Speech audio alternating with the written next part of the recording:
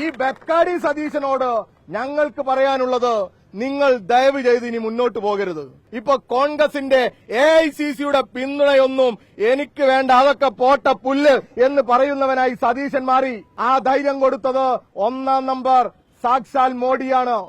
ഇന്ന് ഇപ്പോ നമ്മുടെ കേരളത്തിൽ ഭരണം നടത്തിക്കൊണ്ടിരിക്കുന്ന UDF ഒരു അഭിപ്രായ ഐക്യവുമില്ലാതെ മുന്നോട്ട് പോകുന്നു എന്നുള്ളതാണ് ഇന്ന് വരുന്ന വാർത്തകൾ.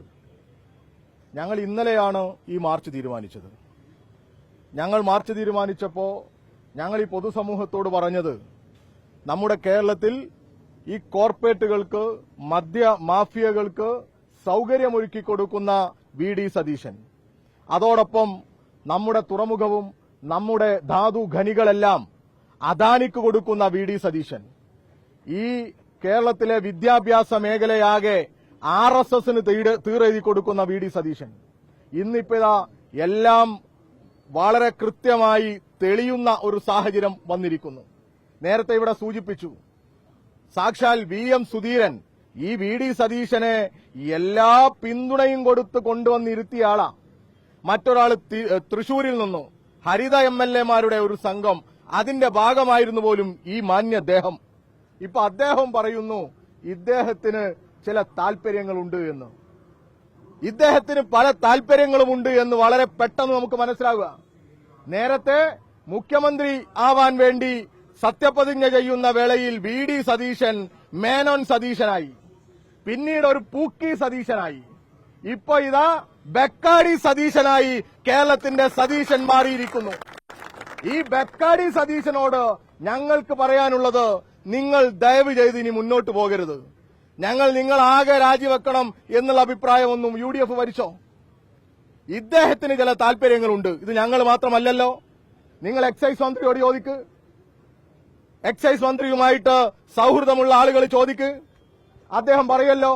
അദ്ദേഹം അറിയില്ല പോലും. എന്തൊരു മുഖ്യമന്ത്രിയാണ് ഇദ്ദേഹം. ധനകാര്യ വകുപ്പിന്റെ ചുമതല ഏറ്റെടുത്തപ്പോ തന്നെ ചില സംശയങ്ങളൊക്കെ പല ഭാഗത്തുനിന്ന് വന്നതാ. ഇതെല്ലാം ഒറ്റക്കങ്ങ് കൊണ്ടുപോകാന്നാ ഇപ്പൊ പറയുന്നത്. ഇദ്ദേഹത്തിന് സ്വന്തം PR ടീം, സ്വന്തം സംവിധാനം, എല്ലാം സ്വന്തം സംവിധാനത്തിൽ കൊണ്ടുപോവുക. ഇപ്പൊ കോൺഗ്രസിന്റെ AICCയുടെ പിന്തുണയൊന്നും എനിക്ക് വേണ്ട, അതൊക്കെ പോട്ട പുല്ല് എന്ന് പറയുന്നവനായി സതീശൻ മാറി. എങ്ങനെയാ ഈ സതീശൻ ഈ ധൈര്യം കിട്ടിയത്? ആരാ ഈ ധൈര്യം കൊടുത്തത്? ആ ധൈര്യം കൊടുത്തത് ഒന്നാം നമ്പർ സാക്ഷാൽ മോഡിയാണ്. പിന്നെ ധൈര്യം കൊടുത്തത് അദാനിയാണ്. ഇവരുടെ ധൈര്യത്തിലാണ് ഈ സതീശൻ ഇന്ന് ഈ കേരളം ഭരിക്കുന്നത്. ഒരു സുധീരൻ പറഞ്ഞാലും, ഒരു പ്രതാപൻ പറഞ്ഞാലും, ഒരു KC വേണുഗോപാൽ പറഞ്ഞാലും, ഒരു ലീഗ് പറഞ്ഞാലും, ഒരു ജമാഅത്തെ ഇസ്ലാമി പറഞ്ഞാലും, ഈ സതീശൻ തീരുമാനിച്ചത് നടപ്പിലാക്കാൻ അദ്ദേഹം ഇടപെടും. അല്ലെങ്കിൽ പ്രശ്ന മോഡി പിടിക്കും, അദാനി പിടിക്കും, ഈ ബക്കാരി പിടിക്കും. എങ്ങനെ സതീശന് ഇത് നടപ്പിലാക്കാതിരിക്കാൻ പറ്റും? അതുകൊണ്ട് ജനാധിപത്യ വിശ്വാസികളോട് ഞങ്ങൾക്ക് അഭ്യർത്ഥിക്കാനുള്ളത്, ഈ സമരത്തിന്റെ ഭാഗമാവണം. കേരളത്തിലെ യൂത്ത് കോൺഗ്രസ് ഈ വിഷയത്തിൽ അഭിപ്രായം പറയണം. മുസ്ലിം യൂത്ത് ലീഗ് എന്തൊരു സമരമായിരുന്നു. മദ്യമൊഴുക്കുന്ന സർക്കാർ, അങ്ങനെ ആയിരുന്നല്ലോ പറഞ്ഞത്. കേരളത്തിലുടനീളം മദ്യനിരോധന സമിതിയുടെ വലിയ പ്രചരണം ഇടതുപക്ഷ സർക്കാരിനെതിരെ. എന്തായിരുന്നു ഇടതുപക്ഷ സർക്കാർ ചെയ്ത തെറ്റ്? ഈ കേരളത്തിൽ നമുക്ക് മദ്യമുണ്ടാക്കാൻ പറ്റുമോ? ഈ പറഞ്ഞ വീര്യം കുറഞ്ഞതോ ഈ പറയുന്ന ഫ്രൂട്ട്സുകളിൽ നിന്നൊക്കെ ഉൽപ്പാദിപ്പിച്ച് നമ്മൾ ഈ കർണാടകയിലേക്കും മറ്റ് സംസ്ഥാനങ്ങളിലേക്കും നമ്മുടെ നാടിന്റെ വരുമാനം പോകാതിരിക്കാനുള്ള ഏറ്റവും ക്രിയാത്മകമായ നിർദ്ദേശം മുന്നോട്ട് വെച്ചു. വലിയ സമരമല്ലേ?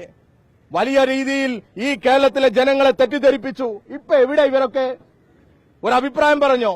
ഒന്നിച്ചു കൊടുക്കുക കേരളത്തെ ആകെ ഈ പറയുന്ന കോർപ്പറേറ്റുകൾക്ക്, ഈ വലിയ മുതലാളിമാർക്ക്. ഞങ്ങൾ ഇവിടെ പറഞ്ഞു വെക്കുന്നത്, ഇതൊരു സൂചനാ സമരമാണ്. ഞങ്ങൾ ഇനിയുമുണ്ട്. ഈ വിഷയം ഞങ്ങൾ വിടുന്നില്ല. നിങ്ങളോട് ഇപ്പൊ വളരെ മര്യാദയോടുകൂടി ഈ ബാരിക്കേഡിന്റെ അടുത്ത് വന്ന് ഒരു സമരത്തിലൂടെ ഞങ്ങൾ അഭ്യർത്ഥിക്കുകയാണ്. നിങ്ങൾ ഈ കേരളത്തെ വിൽക്കരുത്. കേരളത്തെ വിൽക്കരുത്. അതിന് നിങ്ങൾ കൂട്ടുനിൽക്കരുത്. ഈ UDF ഇപ്പോ നിങ്ങൾക്ക് രക്ഷപ്പെടണമെങ്കിൽ സതീശനെ കൊണ്ട് മര്യാദക്ക് രാജിവെപ്പിക്കണം. 102 ഉണ്ടാവട്ടെ, അദ്ദേഹം പോട്ടെ, ബാക്കി 101 വെച്ച് നിങ്ങൾ ഭരിച്ചോ. നിങ്ങൾക്ക് നിയന്ത്രിക്കാൻ പറ്റണ്ടേ? ഈ കേരളമാകെ ഉറച്ചു വിശ്വസിക്കുന്നുണ്ടല്ലോ ഇപ്പോ ഇദ്ദേഹം കള്ളനാണ് എന്ന്. അങ്ങനെ ഒരു കള്ളനെ എന്തിനാണ് ഇങ്ങനെ വീണ്ടും ഇവിടെ അധികാരത്തിൽ തുടരാൻ അനുവദിക്കുന്നത്? നിങ്ങൾക്ക് സാധിക്കുന്നില്ല എങ്കിൽ ഞങ്ങളുണ്ടാവും ഈ തെരുവിൽ. അദ്ദേഹം മുഖ്യമന്ത്രിയായി ഈ കൈക്കൂലിയും വലിയ കോർപ്പറേറ്റുകളുടെ പിന്തുണയുമൊക്കെയായി മോഡിയുടെയും ഈ അദാനിയുടെയും ബക്കാരിയുടെയും അരുമയായി ഈ തെരുവിലിറങ്ങുമെന്ന് ആരും തന്നെ കരുതേണ്ടതില്ല. ഈ യുവജന പ്രസ്ഥാനം, ഈ തൂവള്ളക്കൊടിയുടെ പ്രസ്ഥാനം, ഈ മദ്യമാഫിയക്ക് മുമ്പിൽ കീഴടങ്ങിയ സതീശനെ തെരുവിൽ തടയുന്ന പ്രവർത്തനവുമായി വരും നാളുകളിൽ മുന്നോട്ടു പോകും.